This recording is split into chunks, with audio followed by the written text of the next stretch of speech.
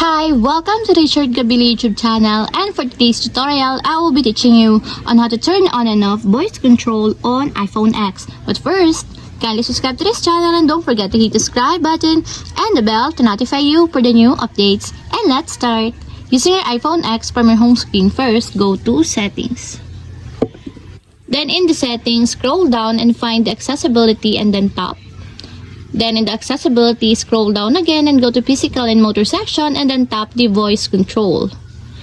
Then after that, in this part in the voice controls, you can see there's a switch button located on the side of it. Then all you have to do is just tap it to enable until it becomes green. And take note, when the voice control is enabled, it allows you to use your voice to control your iOS device even when you are on calls. And if you want to disable or turn off, just tap again the switch button just like this. And that's it, we have successfully turned on and off voice control on iPhone X. If you have a question, can you comment down below and don't forget to hit the subscribe button and the bell to notify you for the new updates. And thank you for watching!